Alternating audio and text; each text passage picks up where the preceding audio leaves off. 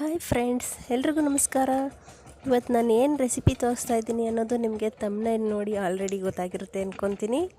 ಚಕ್ಲಿ ಅಂದರೆ ಯಾರಿಗಿಷ್ಟ ಇಲ್ಲ ಹೇಳಿ? ಚಿಕ್ಕ ಮಕ್ಕಳಿಂದ ಹಿಡಿದು ವಯಸ್ಸಾಗಿರೋರ ತನಕನೂ ಚಕ್ಲಿ ಅಂದರೆ ಎಲ್ಲರೂ ತುಂಬ ಇಷ್ಟಪಡ್ತಾರೆ. ಅದನ್ನು ನಾವು ತುಂಬ ಕ್ರಿಸ್ಪಿಯಾಗಿ ರುಚಿಕರವಾಗಿ ಬಾಯಲ್ಲಿಟ್ಟರೆ ಕರಗೋ ಥರ ಹೇಗೆ ಮಾಡೋದು ಅನ್ನೋದನ್ನು ನಾನು ಹೇಳ್ಕೊಡ್ತಾ ಇದ್ದೀನಿ. ಬನ್ನಿ ವಿಡಿಯೋ ನೋಡೋಣ. ಇದನ್ನು ಮಾಡೋದನ್ನು ಕಲಿಯೋಕ್ಕೆ ನಿಮಗೂ ಇಂಟ್ರೆಸ್ಟ್ ಇದ್ದರೆ ಸ್ಕಿಪ್ ಮಾಡ್ದಂಗೆ ನಮ್ಮ ವಿಡಿಯೋನ ಪೂರ್ತಿಯಾಗಿ ನೋಡಿ. ಇದಕ್ಕೆ ಬೇಕಾಗಿರೋಂತಹ ಇಂಗ್ರೀಡಿಯೆಂಟ್ಸ್ಗಳು: ಅಕ್ಕಿ, ಎಣ್ಣೆ ಕರಿಯೋದಕ್ಕೆ, ಜೀರಿಗೆ 1-2 ಸ್ಪೂನು, ಉದ್ದಿನಕಾಳು, ಕಡಲೆ ಮತ್ತು ಉಪ್ಪಿನ ಪುಡಿ, ರುಚಿಗೆ ತಕ್ಕಷ್ಟು ಉಪ್ಪು. ನಾನಿಲ್ಲಿ ಅಕ್ಕಿನ ಮಾಮೂಲಿ ದಪ್ಪಕ್ಕಿ ಅಥವಾ ಸೊಸೈಟಿ ಅಕ್ಕಿ ಅಂತ ಹೇಳ್ತಾರಲ್ಲ ಆ ಥರ ಅಕ್ಕಿನ ತೊಗೊತಾ ಇದ್ದೀನಿ. ನಾನು ಈ ಕಪ್ಪಲ್ಲಿ 2 ಕಪ್ಪಷ್ಟು ಅಕ್ಕಿ ತೊಗೋತಾ ಇದ್ದೀನಿ, ಅಥವಾ ಅರ್ಧ ಸೇರು ಲೆಕ್ಕದಲ್ಲಿ ಹೇಳೋದಾದರೆ ಅರ್ಧ ಸೇರು, ಲೋಟದ ಲೆಕ್ಕದಲ್ಲಿ ಮಾಡೋರು ಈ 2 ಲೋಟದಷ್ಟು ನಾನು ಅಕ್ಕಿನ ತೊಗೊಂಡಿದ್ದೀನಿ. ಈ 2 ಲೋಟ ಅಕ್ಕಿಗೆ ನಾವು ಉದ್ದಿನ ಕಾಳನ್ನ 1 ಲೋಟಕ್ಕೆ 1/4 ಭಾಗದಷ್ಟು ತೊಗೋಬೇಕಾಗುತ್ತೆ. ಅಂದರೆ 2 ಲೋಟಕ್ಕೆ ಈ ಲೋಟದಲ್ಲೇ ಅರ್ಧದಷ್ಟು ಅಷ್ಟು ತೊಗೊಂಡಿದ್ದೀನಿ. ಕಡಲೆನೂ ಅಷ್ಟೇ 1 ಲೋಟ ಅಕ್ಕಿಗೆ 1/4 ಭಾಗದಷ್ಟು ತೊಗೊಳ್ಳಿ. ಕರೆಕ್ಟಾಗಿ ಮೆಜರ್ಮೆಂಟ್ ನೋಡಿ ತೊಗೊಳ್ಳಿ. ಮತ್ತು ಇದು ಕರಿಯೋದಕ್ಕೆ ಎಣ್ಣೆ ಅದೆಲ್ಲ ತೊಗೊಂಡು ಇವಾಗ ನಾವು ಅಕ್ಕಿನ ಕ್ಲೀನಾಗಿ 1-2 ಸಲ ತೊಳ್ಕೊಬಿಡೋಣ. ಕ್ಲೀನಾಗಿ 1-2-3 ಸಲ ತೊಳ್ಕೊಳ್ಳಿ. ತೊಳೆದ್ಬಿಟ್ಟು ಇದನ್ನು ಒಂದು ಜಾಲರಿಲಿ ಸೋರಿಸ್ಕೊಂಡು ಕ್ಲೀನಾಗಿ ಒಂದು ಕಾಟನ್ ಬಟ್ಟೆ ಮೇಲೆ ಒಣಗಾಕಬೇಕಾಗುತ್ತೆ ಫ್ರೆಂಡ್ಸ್. ಒಳ್ಳೆಗೊನೆ ಬೇಡ. ಇವಾಗ ಇದನ್ನು ಕ್ಲೀನಾಗಿ ಒಂದು ಬಟ್ಟೆ ಮೇಲೆ ಒಣಗಾಕೊಳ್ಳೋಣ. ಒಂದು ಕಾಟನ್ ಬಟ್ಟೆ ಮೇಲೆ ಒಣಗಾಕಿ, ನೀವು ರೂಮ್ ಟೆಂಪ್ರೇಚರಲ್ಲೇ ಒಣಗಿಸ್ಕೋಬೇಕು. ಚಕ್ಲಿ ಅಕ್ಕಿನ ಯಾವುದೇ ಕಾರಣಕ್ಕೂ ಬಿಸಿಲಲ್ಲಿ ಹಾಕಬೇಡಿ. ಬಿಸಿಲಲ್ಲಿ ನಾವು ಡೈರೆಕ್ಟಾಗಿ ಒಣಗಿಸಿದ್ರೆ ಚಕ್ಲಿ ಗಟ್ಟಿಯಾಗುತ್ತೆ, ಕಲ್ಲು ಥರ ಆಗ್ಬಿಡುತ್ತೆ. ಅದು ಅಷ್ಟು ಟೇಸ್ಟು ಬರಲ್ಲ. ಮತ್ತು ತುಂಬ ಒಣಗಿಸೋ ಅವಶ್ಯಕತೆ ಇಲ್ಲ. ನೋಡಿ, ಈ ಥರ ಆದರೆ ಸಾಕು. ನಿಮಗೂ ಗೊತ್ತಾಗಲಿಲ್ಲ ಅಂದರೆ ಒಂದು ಕಾಳು ತೊಗೊಂಡು ಹಿಂಗೆ ಮುರೀರಿ, ಇಲ್ಲಾಂದರೆ ಬಾಯಿಗೆ ಹಾಕ್ಕೊಂಡ್ರೆ ಸ್ವಲ್ಪ ಗಟ್ಟಿಯಾಗಿ ಕಟುಮ್ ಅನ್ನೋ ಥರ ಇದ್ದರೆ ಸಾಕಾಗುತ್ತೆ ನಮಗೆ ಅಕ್ಕಿ. ಇಲ್ಲಾಂದರೆ ಮುರಿದ್ರೆ ಈ ಥರ ಇದಾಗಬೇಕು, ಸ್ವಲ್ಪ ಗಟ್ಟಿಯಾಗಿದ್ದರೆ ಸಾಕು, ತುಂಬ ಒಣಗಿಸೋದು ಬೇಡ.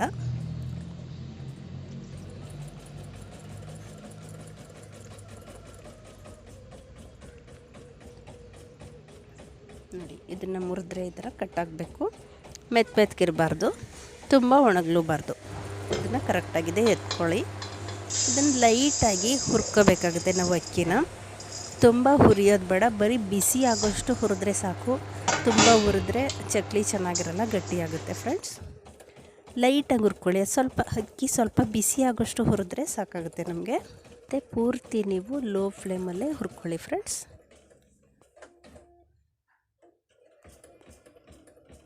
ವಿಡಿಯೋ ಇಷ್ಟ ಆದರೆ ಲೈಕ್ ಮಾಡಿ, ಮತ್ತು ನೀವು ಚಕ್ಲಿ ಮಾಡಿದ್ಮೇಲೆ ಹೇಗೆ ಬಂತು ಅನ್ನೋದನ್ನು ಕಮೆಂಟ್ ಸೆಕ್ಷನಲ್ಲಿ ಕಮೆಂಟ್ಸ್ ಮಾಡಿ ತಿಳಿಸಿ ಫ್ರೆಂಡ್ಸ್. ನೀವು ಇದೇ ಥರ ಕರೆಕ್ಟ್ ಮೆಥಡಲ್ಲಿ ಮಾಡಿದ್ರೆ ಚಕ್ಲಿ ತುಂಬ ಚೆನ್ನಾಗಿ ಬರುತ್ತೆ, ಮತ್ತು ಅಷ್ಟೇ ಟೇಸ್ಟಿಯಾಗೂ ಇರುತ್ತೆ. ಅಕ್ಕಿನ ಸ್ವಲ್ಪನೇ ಹಾಕ್ಕೊಂಡು ಹುರ್ಕೊಳ್ಳಿ. ಒಂದೇ ಸಲ ಪೂರ್ತಿ ಹಾಕಿ ಹುರಿಯೋಕ್ಕೆ ಹೋಗ್ಬಿಡಿ ಫ್ರೆಂಡ್ಸ್. ಅಕ್ಕಿ ಹುರಿದಿದ್ದೀನಿ. ಇವಾಗ ಉದ್ದಿನಕಾಳು ಸ್ವಲ್ಪ ಕಲರ್ ಚೇಂಜ್ ಆಗೋಷ್ಟು ಸ್ವಲ್ಪ ಹುರ್ಕೊಳ್ಳಿ. 10 ನಿಮಿಷದಷ್ಟು ಹುರಿಬೇಕಾಗುತ್ತೆ. ಇದು ಸ್ವಲ್ಪ ಬ್ರೌನ್ ಕಲರ್ ಬರೋ ತನಕ ಹುರ್ಕೊಳ್ಳಿ. ತುಂಬ ಸೀಸೋದು ಬೇಡ, ಬ್ರೌನ್ ಕಲರ್ ಬಂದರೆ ಸಾಕು ಫ್ರೆಂಡ್ಸ್. ಅಳತೆ ಅಂದರೆ ನಾವು ಮತ್ತು ಕಡಲೆನೂ ಹುರ್ಕೊಳ್ಳಿ. ಕಡಲೆ ಲೈಟಾಗಿ ಹುರಿದ್ರೆ ಸಾಕು. ಅಂದರೆ ಕೆಲವೊಂದು ಮೆತ್ತಗಿರುತ್ತಲ್ಲ, ಅದನ್ನು ಬಿಡಿಸಿದ್ರೆ ಅಷ್ಟು ನೀಟಾಗಿ ಬರೋಲ್ಲ. ಸೊ ಲೈಟಾಗಿ ಹುರ್ಕೊಂಡು ಮಿಕ್ಸ್ ಮಾಡ್ಕೊಳ್ಳಿ. ಇವಾಗ ಇದನ್ನೆಲ್ಲ ಮಿಷಿನಲ್ಲಿ ಕೊಟ್ಟು ಪೌಡ್ರ್ ಮಾಡಿಸ್ಕೊಬನ್ನಿ. ಪೌಡ್ರ್ ಮಾಡಿಸಿದ್ಮೇಲೆ ನಾವು ಇದನ್ನು ಕ್ಲೀನಾಗಿ ಜರಡಿ ಹಿಡ್ಕೋಬೇಕಾಗುತ್ತೆ. ಜರಡಿ ಹಿಡಿದೇ ಹೋದರೆ ಅದು ಹಿಟ್ಟು ಸ್ವಲ್ಪ ಗಂಟುಗಳಾಗೋ ಚಾನ್ಸಸ್ ಇರುತ್ತೆ. ಸೊ ಎಲ್ಲನೂ ಈ ಥರ ನೀಟಾಗಿ ಜರಡಿ ಹಿಡ್ಕೊಳ್ಳಿ. ಇದಕ್ಕೆ ನಾವು ಆಗಲೇ ಜೀರಿಗೆ ತೊಗೊಂಡಿದ್ವಲ್ಲ, ಅದನ್ನು ಸ್ವಲ್ಪ ಕುಟ್ಬಿಟ್ಟು ಹಾಕ್ಕೊಳ್ಳಿ. 1-2 ಟೇಬಲ್ ಸ್ಪೂನಷ್ಟು ಇದಕ್ಕೆ ಜೀರಿಗೆ, ಮತ್ತು ರುಚಿಗೆ ತಕ್ಕಷ್ಟು ಉಪ್ಪನ್ನ ಹಾಕ್ಕೊಳ್ಳಿ. ಇಲ್ಲಿ ನಾನು 2 ಸ್ಪೂನು ಉಪ್ಪು ಹಾಕ್ತಾಯಿದ್ದೀನಿ. ಇದನ್ನು ಕ್ಲೀನಾಗಿ ಮಿಕ್ಸ್ ಮಾಡ್ಕೊಳ್ಳಿ ಫ್ರೆಂಡ್ಸ್.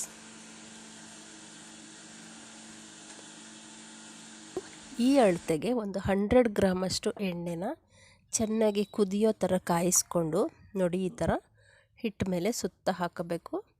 ಆ ಎಣ್ಣೆ ಹಾಕಿದ್ರೆ ಹಿಟ್ಟಲ್ಲಿ ಆ ಥರ ಬಬಲ್ಸ್ಗಳು ಬರಬೇಕು ಫ್ರೆಂಡ್ಸ್. ಆ ಥರ ಕುದಿಯೋ ಥರ ಎಣ್ಣೆನ ಕಾಯಿಸಿ ಹಾಕ್ಕೊಳ್ಳಿ. ನಾನು ಮಾಡ್ತಾಯಿರೋ ಕ್ವಾಂಟಿಟಿಗೆ 100 ಗ್ರಾಮ್ ಎಣ್ಣೆ ಬೇಕಾಗುತ್ತೆ. ನೋಡ್ಕೊಂಡು ಹಾಕ್ಕೊಂಡು ಈ ಥರ ಒಂದು ಕೈ ತಗೊಂಡು ಮಿಕ್ಸ್ ಮಾಡಿ. ನಿಮ್ಮ ಕೈನ ಹಾಕೋಕ್ಕೆ ಹೋಗ್ಬೇಡಿ, ಫುಲ್ ಸುಡುತ್ತೆ. ಕ್ಲೀನಾಗಿ ಮಿಕ್ಸ್ ಮಾಡ್ಕೊಬಿಡಿ. ಮಿಕ್ಸ್ ಆದಮೇಲೆ ನಾವು ನೀರು ಸ್ವಲ್ಪನೇ ನೀರು ಹಾಕ್ಕೊಂಡು ಈ ಥರ ನೀಟಾಗಿ ಕಲಿಸ್ಕೊಳ್ಳಿ. ಚಕ್ಲಿ ಹಿಟ್ಟನ್ನ ಆದಷ್ಟು ತುಂಬ ಮೃದುವಾಗೋ ಥರ ಕಲಿಸ್ಬೇಕಾಗುತ್ತೆ. ಎರಡೂ ಕೈಯಲ್ಲಿ ಈ ಥರ ಕ್ಲೀನಾಗಿ ಕಲಿಸ್ಬೇಕು, ನಾದಬೇಕು. ಇಲ್ಲಾಂದರೆ ಚಕ್ಲಿ ನೀಟಾಗಿ ಬರೋದಿಲ್ಲ, ಒಡ್ಕೊಬಿಡುತ್ತೆ. ಸೊ ಇದನ್ನು ಚೆನ್ನಾಗಿ ಕಲಿಸ್ಕೊಳ್ಳಿ ಫ್ರೆಂಡ್ಸ್. ಕಲಿಸಿದ್ದಾದಮೇಲೆ ಇದನ್ನು ಒಂದು ಪ್ಲೇಟ್ನ ಮುಚ್ಚಿ ಒಂದು 10 ನಿಮಿಷ ಸೈಡ್ಗೆ ಇಟ್ಬಿಡೋಣ.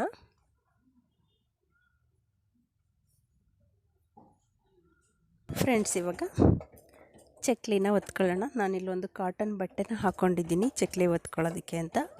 ನೀವು ಕವರ್ ಆದರೂ ಯೂಸ್ ಮಾಡಿ, ಬಟ್ಟೆನಾದರೂ ಹಾಕ್ಕೊಳ್ಳಿ. ಚಕ್ಲಿ ಒಳಗೆ ಈ ಥರ ಹಿಟ್ಟನ್ನ ಕ್ಲೀನಾಗಿ ನಾದ್ಕೊಂಡು ಹಿಟ್ಟನ್ನ ಹಾಕ್ಕೊಂಡು ಒತ್ಕೊಳ್ಳಿ ಫ್ರೆಂಡ್ಸ್. ನಿಮಗೆ ಎಷ್ಟು ಅಗಲ ಬೇಕಷ್ಟು ಒತ್ಕೊಳ್ಳಿ. ಆದಷ್ಟು ಪುಟ್ಟದಾಗೆ ಇರಲಿ, ತುಂಬ ದೊಡ್ಡದಾಗಿ ಮಾಡ್ಕೊಳಕ್ಕೆ ಹೋಗಬೇಡಿ. ಪುಟ್ಟದಾಗಿದ್ದರೆ ನೋಡೋಕ್ಕೂ ಚೆನ್ನಾಗಿರುತ್ತೆ, ತಿನ್ನೋಕ್ಕೂ ಟೇಸ್ಟಿಯಾಗಿರುತ್ತೆ. ಈ ಥರ ಒತ್ಕೊಂಡು ಲಾಸ್ಟಲ್ಲಿ ಅದನ್ನು ಕ್ಲೀನಾಗಿ ಲಾಕ್ ಮಾಡ್ಕೊಳ್ಳಿ. ಇಲ್ಲಾಂದರೆ ಚಕ್ಲಿಗಳು ಪುಡಿ ಆಗೋ ಚಾನ್ಸಸ್ ಇರುತ್ತೆ.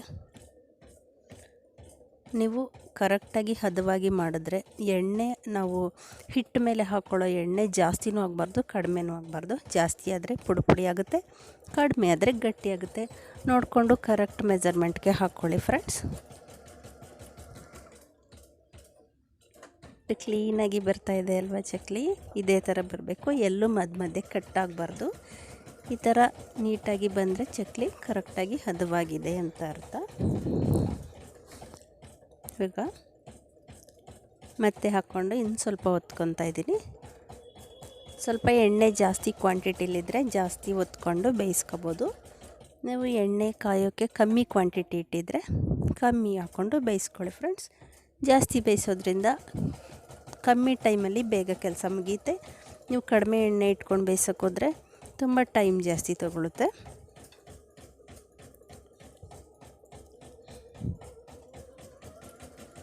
ಇವಾಗ ಒತ್ಕೊಂಡಿದ್ದಾಗಿದೆ. ಇವಾಗ ಎಣ್ಣೆ ಕಾಯಕ್ಕಿಟ್ಟಿದ್ದೀನಿ ನೋಡಿ, ಅದು ಕಾದಿದೆಯಾ ಇಲ್ವಾ ಅಂತ ಸ್ವಲ್ಪ ಹಿಟ್ಟು ಹಾಕಿ ಈ ಥರ ನೋಡಿದ್ರೆ ಆ ಹಿಟ್ಟು ಫುಲ್ ಮೇಲೆ ಬರಬೇಕು. ಹಿಟ್ಟು ಮೇಲೆ ಬಂದರೆ ಎಣ್ಣೆ ಚೆನ್ನಾಗಿ ಕಾದಿದೆ ಅಂತ. ಇವಾಗ ಚಕ್ಲಿಗಳನ್ನ ಒತ್ಕೊಂಡಿರೋಂಥ ಚಕ್ಲಿಗಳನ್ನ ಎಣ್ಣೆ ಒಳಗಡೆ ಹಾಕೋಣ. ಇದು ಅಷ್ಟೇ ಬೇಯಿಸೋದು ನೋಡ್ಕೊಂಡು ಬೇಯಿಸ್ಬೇಕು. ತುಂಬ ಜಾಸ್ತಿನೂ ಬೇಯಿಸಬಾರ್ದು, ತುಂಬ ಕಡಿಮೆನೂ ಬೇಯಿಸಬಾರ್ದು. ಮೀಡಿಯಮ್ ಆಗಿ ಬೇಯಿಸ್ಬೇಕಾಗುತ್ತೆ.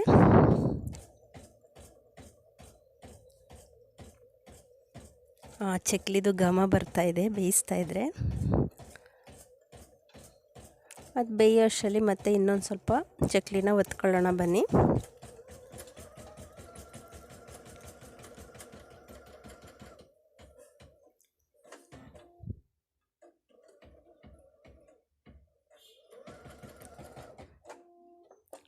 ಮತ್ತು ಇನ್ನೊಂದು ಸಲ ಇದು ಬೇಯ್ತಾ ಇರೋ ಚಕ್ಲಿನ ತಿರುವು ಹಾಕ್ಕೊಳ್ಳಿ ಫ್ರೆಂಡ್ಸ್. ತಿರುವು ಹಾಕ್ಕೊಂಡು ಒಂದು ಸಲ ಬೇಯಿಸ್ಕೋಬೇಕಾಗುತ್ತೆ. ಅವಾಗ ಎರಡೂ ಸೈಡು ಕ್ಲೀನಾಗಿ ಬೆಂದಿರುತ್ತೆ.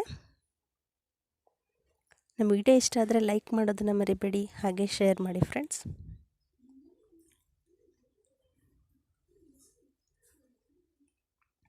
ನೋಡಿ ಇವಾಗ ಕಾಣ್ತಾ ಇದೆಯಲ್ಲ, ಈ ಥರ ಆ ಚಕ್ಲಿ ಮೇಲೆ ಸಣ್ಣದಾಗಿ ಬೊಬ್ಬೆಗಳು ಬರ್ತಾ ಇದೆಯಲ್ಲ, ಈ ಟೈಮಲ್ಲಿ ಕರೆಕ್ಟಾಗಿ ಚಕ್ಲಿ ಬೆಂದಿದೆ ಅಂತ ಅರ್ಥ. ಈ ಟೈಮ್ನ ಮಿಸ್ ಮಾಡ್ಕೊಬೇಡಿ, ತೆಗೆದು ಬಿಡೋಣ. ಇದಕ್ಕಿಂತ ಜಾಸ್ತಿ ಬೇಯಿಸಿದ್ರೆ ಚಕ್ಲಿ ಟೇಸ್ಟು ಕಮ್ಮಿ ಆಗುತ್ತೆ, ಮತ್ತು ಅದು ಸ್ವಲ್ಪ ಜಾಸ್ತಿ ಬ್ರೌನ್ ಕಲರ್ ಬಂದುಬಿಡುತ್ತೆ, ಅದು ಟೇಸ್ಟ್ ಚೆನ್ನಾಗಿರಲ್ಲ. ಇದು ಕರೆಕ್ಟ್ ಟೈಮಿಂಗು. ಈ ಥರ ಬಬಲ್ಸ್ ಬರುವಾಗ ಚಕ್ಲಿನ ತೆಗೆದುಬಿಡಿ. ಇದು ಒಳ್ಳೆ ಟೇಸ್ಟ್ ಕೊಡುತ್ತೆ, ಚೆನ್ನಾಗಿರುತ್ತೆ ಫ್ರೆಂಡ್ಸ್. ನೋಡಿದ್ರಲ್ಲ ಚಕ್ಲಿ ಮಾಡೋದು ಹೇಗೆ ಅಂತ. ಇದೇ ಮೆಥಡ್ನ ನೀವು ಫಾಲೋ ಮಾಡಿ ನೋಡಿ, ತುಂಬ ಚೆನ್ನಾಗಿ ಕ್ರಿಸ್ಪಿಯಾಗಿ ಬರುತ್ತೆ ಚಕ್ಲಿ. ಇಷ್ಟ ಆದರೆ ಒಂದು ಕಮೆಂಟ್ಸ್ ಮಾಡಿ ಮತ್ತು ಲೈಕ್ ಕೊಡಿ friends.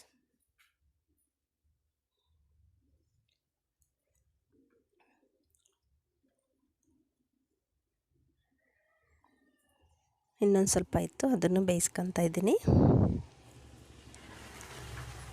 Thank you for watching.